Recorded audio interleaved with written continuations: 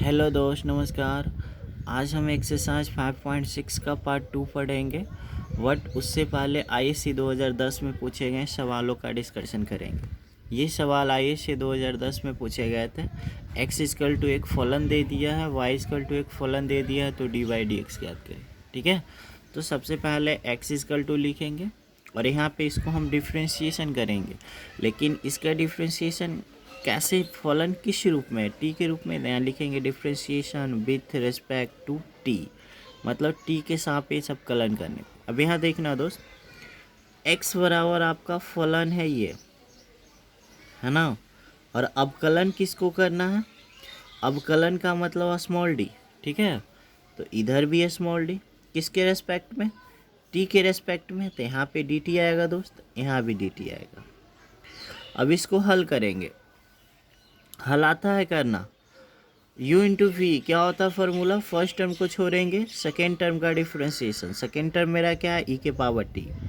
ठीक है, first term को छोड़ेंगे, सेकेंड टर्म का डिफ्रेंशिएशन, प्लस सेकेंड टर्म को छोड़ेंगे, फर्स्ट टर्म का डिफ्रेंशिएशन। फर्स्ट टर्म मेरा क्या है t, और डिफ्रेंशिएशन भी करना है t के सापेक्ष। याद रखिएगा, differentiation with respect to t का मतलब स्मॉल d ऊपर आएगा, नीचे dt आएगा। Differentiation with respect to p का मतलब स्मॉल d ऊपर आएगा, dp नीचे आएगा। ठीक है, अब यहाँ से इसको हल करते हैं दोस्त। यहाँ से ये तो t है, और हम आपको बताएं कि e के छत्ता वाली का डिफ्रेंशिएशन होता है बाबू जौ के ताऊ, है ना। और प्लस यहाँ पे देखते हैं e के पावर t है, और t के डिफ्रेंशिएशन t के सापेक्ष 1 लिखना ज़रूरी नहीं है। इस टर्म को एक लाइन और बढ़ाते हैं, e के पावर t अगर हम कॉमन लेते हैं तो यहाँ से क्या बचेगा t, और यहाँ से क्या बचेगा, e के पावर t कट जाएगा 1। इस समीकरण को हम मान लेते हैं 1। ठीक है, हम यहाँ भी लिख सकते थे 1, बट नीचे लिख दिए, समीकरण 1 हो गया। ठीक है, अब यहाँ पे देखेंगे दोस्त, एक फलन और दिया था y इक्वल टू, लिख देंगे differentiation with respect to t। इस टर्म को आप नीचे भी बना सकते हो। चलो, हमको डिफ्रेंशिएशन करना है, किस चीज़ का डिफ्रेंशिएशन करना है, इसको करना है ना। तो डिफ्रेंशिएशन करना, डिफ्रेंशिएशन का मतलब स्मॉल डी, यहाँ भी है स्मॉल डी, यहाँ भी है स्मॉल डी। या आप इसको घेर के भी लगा सकते हो डी, है ना। किसके रेस्पेक्ट में करना है, टी के रेस्पेक्ट में, डी टी, और यहाँ भी डी टी, यहाँ भी डी टी। बस एक लाइन बढ़ा दो, 1 है, यहाँ पे 1 है। ठीक है, 1 का डिफ्रेंशिएशन टी के सापेक्ष क्या होगा, 0, प्लस लॉग का डिफ्रेंशिएशन 1/t होगा। ठीक है, अब इसको जोड़ेंगे, 0 में 1/2 जोड़ेंगे तो 1/t ही रहेगा। इस समीकरण आपका हो गया 2। 1 मिनट। यहाँ पे हम डायरेक्ट भी कर सकते थे दोस्त, जैसे देखो y का डिफ्रेंशिएशन d/dt, और कांस्टेंट का डिफ्रेंशिएशन 0, लॉग का डिफ्रेंशिएशन 1/t, है ना। डायरेक्ट भी कर सकते थे, बट यहाँ भी देखें दोस्त, डायरेक्ट कर सकते थे। x का डिफ्रेंशिएशन dx/dt, फर्स्ट टर्म को छोड़ेंगे, सेकेंड टर्म का डिफ्रेंशिएशन, तो e के यहाँ पे देखना डायरेक्ट हम कैसे कर, x का डिफ्रेंशिएशन dx/dt, फर्स्ट टर्म को छोड़ेंगे, सेकेंड टर्म का डिफ्रेंशिएशन, तो e के पावर t का डिफ्रेंशिएशन जो कितना हो, प्लस e के पावर वाला फर्स्ट टर्म को छोड़ेंगे, सेकेंड टर्म का डिफ्रेंशिएशन, प्लस सेकेंड टर्म को छोड़ेंगे, फर्स्ट टर्म का डिफ्रेंशिएशन। t का 1 होता है, 1 लिखना ज़रूरी नहीं है। ठीक है, अब हम क्या करेंगे ना, आप देखो क्या निकालना आपको, dy/dx का मतलब है y का डिफ्रेंशिएशन x के सापेक्ष, और जिसका डिफ्रेंशिएशन निकालना उसको ऊपर तक, किसका निकालना, y का कि x का। तो कहोगे सर आप y का, इसका मतलब y वाला जो भी टर्म है उसको ऊपर रखना, और y वाला टर्म का नाम क्या, समीकरण 1। आप कहोगे नहीं सर समीकरण 1 नाम नहीं, क्योंकि समीकरण 1 तो x वाला का नाम है, तो y वाला किसका नाम है, समीकरण 2, है ना। तो यहाँ पे लिख दीजिएगा एक छोटा सा वर्ड, यहाँ पे आपको लिखना पड़ेगा दोस्त कि समीकरण 2 डिवाइडेड बाई समीकरण 1। ठीक है, यहाँ पे समझेंगे दोस्त, समीकरण 2 डिवाइडेड बाई 1। ठीक है, तो समीकरण 2 का LHS लेंगे, d/dt, भागा का मतलब वटा, समीकरण 1 का LHS लेंगे, dx बटा क्या, dx/dt, d/dt का मान रखेंगे 1/t आया था, और dx/dt का मान रखेंगे ये मान आया था, dt कटेगा। तो आपके पास एक लाइन मैं यहाँ पे लिख देता हूँ, क्या बचेगा, dy ऊपर में बचेगा, और नीचे क्या बचेगा, dx। ठीक है, और यहाँ पे बारीकी से आप समझना थोड़ा सा, ये इसमें गुना होगा। ठीक है, तो t इंटू ई के पावर t, और यहाँ पे टी हवा +1। इस सवाल का यही उत्तर है, ठीक है। इस सवाल का यही उत्तर है। गलत तो नहीं हुआ ना? फिर से इसके नीचे में कुछ नहीं, मतलब 1 ये यहाँ चला जाएगा, सॉरी 1/, में आएगा, ठीक है, 1/, में आएगा। फिर से यहाँ पे हम कर देते हैं, ठीक है। यहाँ पे देखेंगे दोस्त क्या बचा है, इधर से क्या बचा dy और नीचे क्या बचा dx, यानी आपका बच गया dy और क्या बचा dx इक्वल टू, इसके नीचे कुछ नहीं मतलब 1 है तो ये इसी में गुना होगा, ठीक है। तो ऊपर में तो 1 आएगा और नीचे आएगा t इंटू e⁻t और इधर होगा t+1। आइए से आप 2010 का क्वेश्चन बैंक खोलिएगा, ठीक है। इस सवाल का यही उत्तर है, ठीक है। यहाँ पे एक सवाल है दोस्त, काफ़ी इम्पोर्टेंट सवाल है। IAC 2021 में ये इस तरह का सवाल ज़रूर आपको मिलेंगे। tan इनवर्स 2x 1 - x² का अवकलन cos इनवर्स 1 - x² 1 + x² के सापेक्ष। यहाँ पे रहेगा tan x का अवकलन cos x के सापेक्ष, sec² x का अवकलन tan x के सापेक्ष, कुछ भी दे सकता है। मतलब यहाँ पे दो फलन दिया, पिछले सवाल में x बराबर एक फलन था, एक y बराबर फलन था, बट इस बार एक फलन इसमें दे दिया तो क्या करेंगे, ठीक है। पहलुका फलन को हम u मान लेंगे और दूसर का फलन को हम v मान लेंगे। अब आप कहोगे सर ऐसा क्यों? भाई x नहीं मान सकते क्योंकि x के रूप में फलन है, x नहीं मान सकते क्योंकि x के रूप में फलन है। तो जो पहला फलन है tan इनवर्स 2x - 1 - x² को हम u मान लेंगे और दूसरा जो है cos इनवर्स 1 - x² 1 + x² को हम v मान लेंगे, ठीक है। इतना के बाद दोस्त u बराबर लिखना, इतना का फॉर्मूला होता है 2 tan इनवर्स x। आपको पता होना चाहिए अगर आप जानते होंगे तब, क्योंकि इतना बराबर फार्मूला होता है 2 tan इनवर्स x, क्योंकि 2 tan इनवर्स x का फार्मूला हम tan इनवर्स के रूप में भी बताए थे, cos इनवर्स के रूप में भी बताए थे, sin इनवर्स के रूप में बताए थे। अब यहाँ पे लिखेंगे, एक वर्ड लिखेंगे differentiation with respect to x। इसका मतलब है x के सापेक्ष अवकलन करने पे। अब आप सोच रहे होंगे सर ऐसे क्यों? क्योंकि यहाँ पे x है तो x के सापेक्ष होगा ना, तो u का डिफरेंशिएशन क्या होगा दोस्त du/dx। और यहाँ से हम कहेंगे दो कांस्टेंट, कांस्टेंट कहाँ बाहर, tan इनवर्स का डिफरेंशिएशन, तो आप कहोगे 1/1 + x²। हम कहेंगे टर्म आगे बढ़ेगा तो आप कहोगे नहीं सर, क्योंकि फलन मेरा x है और डिफरेंशिएशन भी मुझे x के रेस्पेक्ट में करना है तो टर्म नहीं बढ़ेगा, ठीक है। इसको हम मान लेते हैं समीकरण 1। सेम वे यही काम इधर भी करना है, v लिखना है दोस्त। इतना बड़ा फार्मूला होता है 2 tan इनवर्स x, ठीक है, ये फार्मूला होता है। यहाँ पे देखेंगे दोस्त हमने लिख दिया v का डिफरेंशिएशन dv/dx, दो कांस्टेंट बाहर, tan इनवर्स का डिफरेंशिएशन 1/1 + x² होगा, इसको समीकरण 2 मान लेते हैं। अब सवाल हमारे मन में उत्पन्न हो रहा है कि समीकरण 2/1 हम लिखते थे पिछले सवाल में, क्या यहाँ भी वही लिखा जाएगा? नहीं, यहाँ पे वो नहीं लिखा जाएगा। समीकरण 1/2 लिखें कि 2/1 लिखें, ये हम डिसाइड नहीं करेंगे, हमारा क्वेश्चन डिसाइड करेगा। मेरा क्वेश्चन क्या है दोस्त, ये इसको हमने u माना, मतलब u का अवकलन, इसको हमने v माना, v के सापेक्ष। और हम बता चुके कि जिसका अवकलन निकालना उसको ऊपर, तो किसका अवकलन निकालना? तो कहोगे सर इसको आपने u माना तो u का अवकलन v के सापेक्ष, मतलब किसका अवकलन निकालना है? तो आप कहोगे सर u का, तो जिसका अवकलन निकालना उसको ऊपर, जिसके सापेक्ष उसको नीचे। तो u का अवकलन निकालना मतलब u वाला ऊपर जाएगा, v के सापेक्ष निकालना मतलब v वाला नीचे। तो u वाला कौन है? समीकरण 1 है ना। v वाला कौन है? समीकरण 2 है।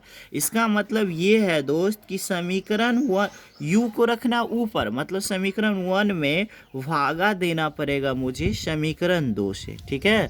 तो समीकरण 1 का LHS क्या है? तो आप कहोगे सर du/dx लिख दीजिए, फिर हम कहेंगे सर भागा का मतलब बटा, समीकरण 2 का LHS क्या है? dv/dx sir. फिर हम कहेंगे क्या करें अब आगे, अब क्या करना आगे, मान रखना है, ठीक है।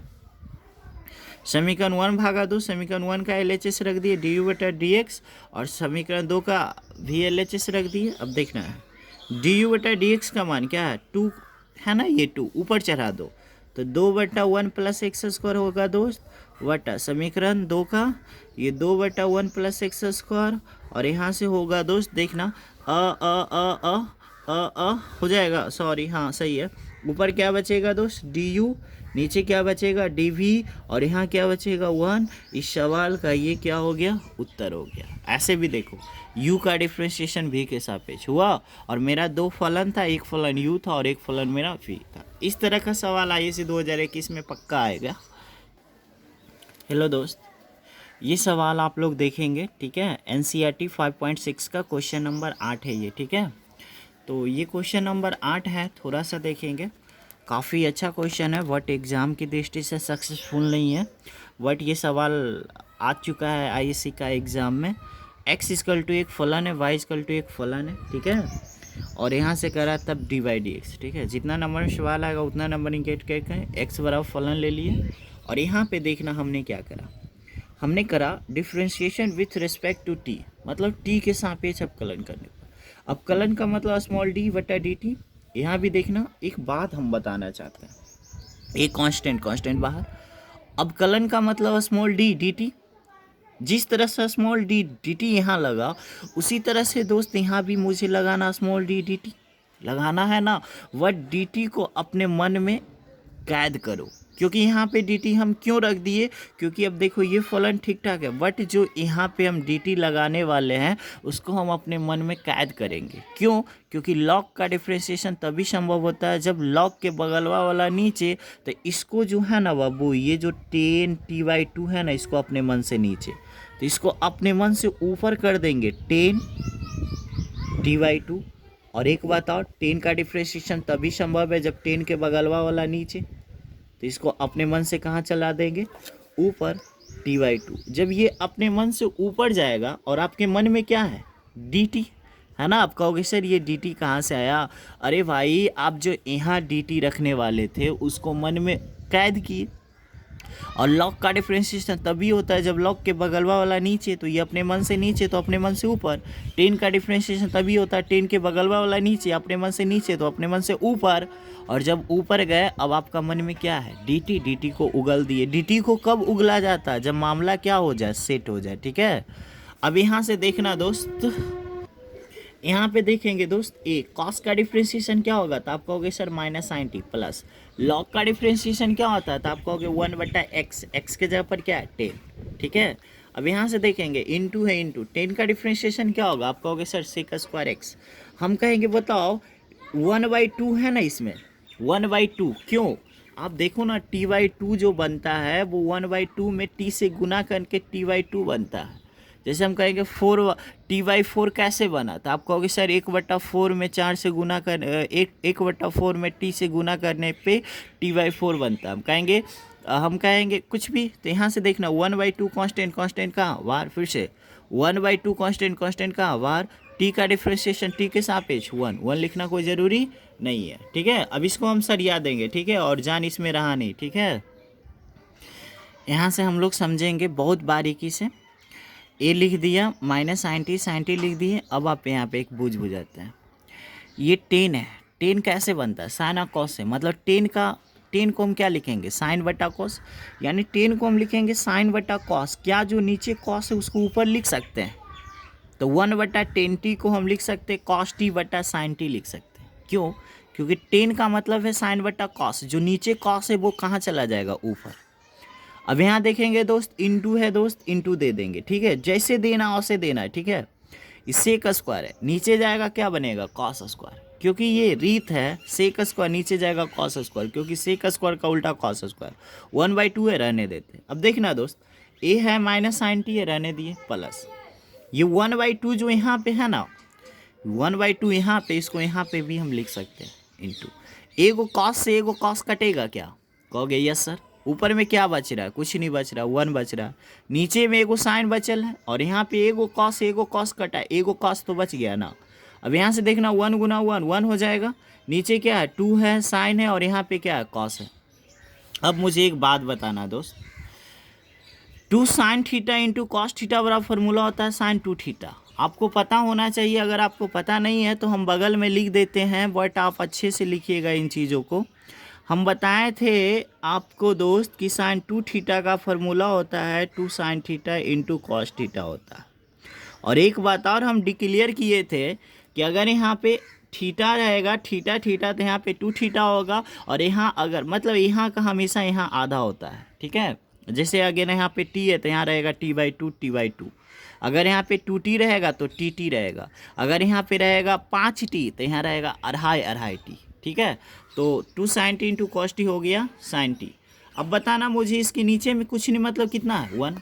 तो आप कहोगे ना कि सर 1 साइन टी का एलसीएम साइन टी, ये साइन गुना साइन क्या होगा sine square, plus sign T cut जाएगा 1। अब इसको सरिया के लिख दिए, +1 को आगे माइनस साइन स्क्वायर को पीछे बटा T, 1 minus sine square T बन गया कॉस स्क्वायर टी, नीचे क्या साइन टी। इसको मान लिए समीकरण 1। ये सिर्फ x का मान आया, मतलब हमें प्राप्त हो गया dx बटा dt, हमें प्राप्त हो गया dx बटा dt। अब मुझे निकालना है y का मान। देखेंगे दोस्त, मेरा y यही था, y बराबर a साइन टी था। यहाँ पे लिखा differentiation with respect to T, difference with respect to T, ठीक है। इसका मतलब है y का डिफ्रेंशिएशन करेंगे क्या होगा, dy किसके रेस्पेक्ट में, t के रेस्पेक्ट में dt हो जाएगा। यहाँ से एक कांस्टेंट कहाँ हो जाएगा बाहर, साइन का डिफ्रेंशिएशन क्या होगा cos t, टर्म आगे बढ़ेगा नहीं सर, क्योंकि फलन भी t के रूप में, डिफ्रेंशिएशन भी t के सापेक्ष हो गया। इसको समीकरण 2। अब हमको क्या निकालना है, समीकरण क्या लिखेंगे, तो आप कहोगे सर समीकरण 2 डिवाइडेड बाई क्या, समीकरण 1। समीकरण 2 क्या है, dy dt होगा ना, समीकरण 1 क्या है, dx बटा dt होगा ना दोस्त। हम कहेंगे dy dt का मान बताओ, तो आप कहोगे a cos t वट, हम कहेंगे बताओ dx बटा dt का मान, तो आप ऊपर से लिखोगे, है ना, ऊपर से क्या लिखोगे, a इंटू क्या आया था, a into cos square T, बोलो भाई क्या आया था, a square cos square T बटा क्या साइन टी। यहाँ से देखना दोस्त, तो dt कट जाएगा, ए से कट जाएगा, एगो कॉस कटेगा ना, हाँ कैसे कटेगा, हाँ कटेगा, एगो कॉस कटेगा। तो आप मुझे बताना कि बगल में आपके पास क्या बच रहा है, डी बाई, ठीक है, और D X equal to answer देखना। अगर आपको नहीं समझ में आया तो कोई बात नहीं, इसको 1 कर दीजिएगा और उलट दीजिएगा, ठीक है। तो ये वहाँ चला जाएगा तो 1/sin हो जाएगा, यहाँ एगो कॉस कटेगा, तो ऊपर में क्या बच जाएगा, कहोगे सर ऊपर में तो 1 बच जाएगा, नीचे में क्या बचेगा, एगो कॉस इधर बचेगा और एगो साइन इधर बचेगा, यानी बच जाएगा cos t इंटू क्या साइन टी बच जाएगा। आप अच्छा से लिख लीजिएगा, cos t इंटू क्या साइन टी बच जाएगा। और नहीं बचे और कुछ होगा क्या, जैसे कि कॉस बट्टा कॉस रहेगा 1/sin टी, एगो कॉस से एगो कॉस कट जाएगा, एगो कॉस नीचे बचेगा और एगो साइन टी नीचे बचेगा, तो dy/dx बराबर 1/cos t into sine T, यही तो ठीक है। एक लाइन ये और बढ़ सकता है, कॉस ऊपर जाके क्या बनेगा, कॉस ऊपर जाके सेक बनेगा और साइन ऊपर जाके क्या बनेगा कॉसेक बनेगा, और इस सवाल का यही उत्तर होगा, ठीक है। cos t इंटू यहाँ पे साइन टी है। सॉरी दोस्त, मैं गलत बता रहा हूँ, सॉरी, और मुझे ऐसा फील हो रहा है कि मैं गलत बता रहा हूँ। तो dy/dt dx सही है, dt कट जाएगा तो dy/dx बच जाएगा, ठीक है। अब dt कट जाएगा, dy/dx बच जाएगा। वट यहाँ पे देखना दोस्त, मेन लगी ये है, मोटी लगी ये है, ठीक है। तो जब ये मोटी लगी है ना, तो इसमें एक प्रॉब्लम है, नीचे 1 आने का कोई चांस नहीं है, ठीक है। एक कॉस से एक कॉस कट जाएगा, तो एक कॉस से एक कॉस कट जाएगा तो ये साइन ऊपर चला जाएगा, ठीक है, और साइन बटा कॉस मिलके बच जाएगा 10, और इस सवाल का आंसर 10 होगा, ठीक है, 10t। आप आंसर देख लेना क्या होगा, बट इस सवाल का यही उत्तर होगा, ठीक है। आप इसको घर पे करना, कैसे हुआ नहीं अगर समझ में आएगा तो नहीं, फिर से हम समझा ही देते हैं दोस्त। क्या करें, कैसे समझाए, देखो कैसे, यहाँ पे देखना, रफ में हम समझा देते हैं आपको। ऊपर में है a cos t, ठीक है, जब गुना में बदलेंगे तो a cos स्क्वायर t बटा साइन टी है, तो साइन टी ऊपर चला जाएगा और नीचे हो जाएगा a cos स्क्वायर t। यहाँ से देखना, a से a कट जाएगा, cos से cos कट जाएगा, ऊपर साइन टी और नीचे cos t मिलके क्या बन जाएगा 10t, ओके।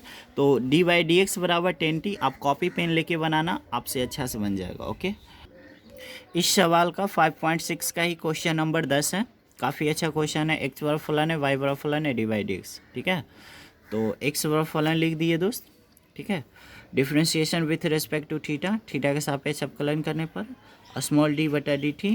इसमें देखो एक कांस्टेंट बाहर, तो स्मॉल डी बटा डी थीटा, स्मॉल डी बटा डी थीटा। यहाँ से देखना एक कांस्टेंट बाहर, कॉस का differentiation minus sine theta plus first term को छोड़ेंगे सेकंड टर्म का डिफरेंशिएशन प्लस सेकंड टर्म को छोड़ेंगे फर्स्ट टर्म का डिफरेंशिएशन। फर्स्ट टर्म क्या है theta A minus sine theta plus theta sine theta का डिफरेंशिएशन क्या होगा cos theta plus sine theta, theta का डिफरेंशिएशन थीटा के सापेक्ष 1 लिखना ज़रूरी नहीं है, माइनस साइन थीटा ये प्लस साइन थीटा कट जाएगा, बच जाएगा ए और इसमें बचेगा थीटा कॉस थीटा। ठीक है, यहाँ पे हमने डिटेल किया है दोस्त, बट अगला स्टेप क्या है मेरा y इक्वल टू ये फलन लेंगे क्योंकि दो फलन दिया था, बट यहाँ पे हम शॉर्ट करेंगे y का differentiation D by D theta, एक कांस्टेंट बाहर। यहाँ पे देखना दोस्त शॉर्ट कर रहे हैं, साइन का डिफरेंशिएशन कॉस माइनस के कारण घेर के लिखेंगे, फर्स्ट टर्म को छोड़ेंगे। ठीक है, सेकेंड टर्म का डिफरेंशिएशन कॉस का डिफरेंशिएशन क्या होगा माइनस साइन। ठीक है, यहाँ पे गुना दे देते हैं इस तरह से, फर्स्ट टर्म को छोड़ेंगे सेकेंड टर्म का डिफरेंशिएशन प्लस सेकेंड टर्म को छोड़ेंगे।